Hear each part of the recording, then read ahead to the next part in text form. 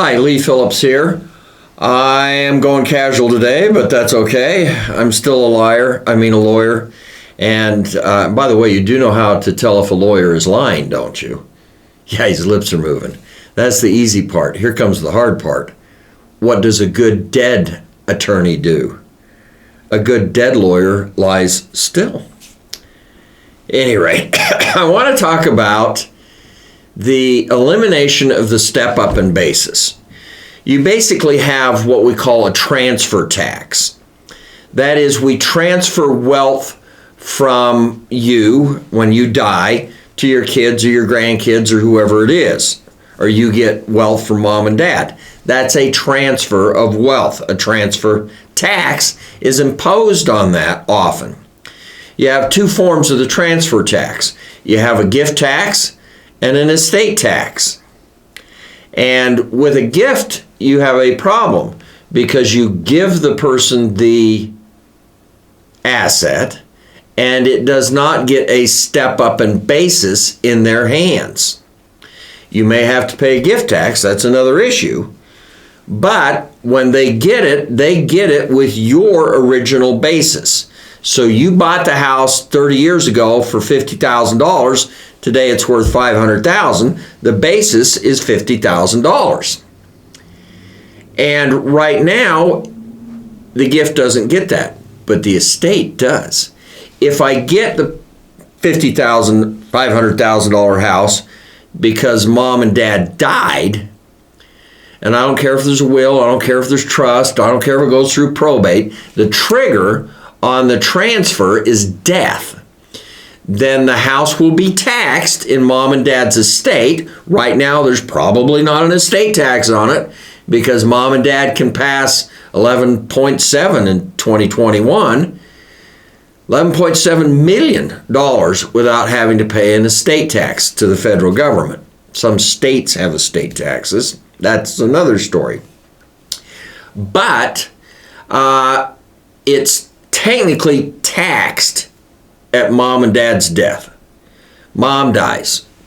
Everything's in her estate. It's all taxed, but it gets a step up in basis to the last time it was taxed, mom's death. So the fair market value of the house is taxed. There's probably not going to be an actual tax owing on it that you pay anyway, but it is taxed, and you get a credit to pay this tax. It gets a step up in basis. You sell it the week after mom dies for $500,000. What's your gain? Zero. Well, the current administration is saying, no, we're going to do away with this step up in basis. That means when you sell the $500,000 house after mom dies, you're going to have to pay. It was bought for $50,000, that's the basis, and we sold it for $500,000. So there's $450,000 in income that you're going to have to pay income taxes on.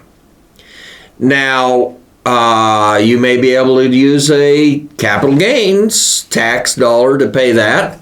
It may be classed as capital gains, although they're going to increase capital gains substantially, supposedly. And if you have over $1 million in income that year, no capital gains, you pay ordinary income tax. But wait a minute. The deal with mom dying, the $500,000 house just gave you an additional $450,000 in income this year. And if mom has 2 of those houses or 3 of those houses, a couple of rental units, you're looking at over $1 million in income in the year that mom dies. We actually don't know if it's going to be what we call a deemed disposition tax. You are deemed to have sold everything on the day mom died, and that year you owe us income tax on everything. If that's the case, you could easily have over $1 million in income that year. No capital gains tax. We know that anybody that makes over $1 million, they're not going to be paying capital gains, or they're going to have ordinary income. And it may be that nobody has capital gains. We all pay ordinary income. We don't know right now.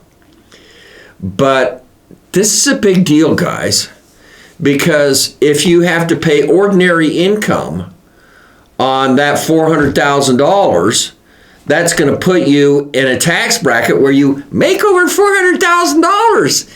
But nobody that doesn't make at least $400,000 is going to be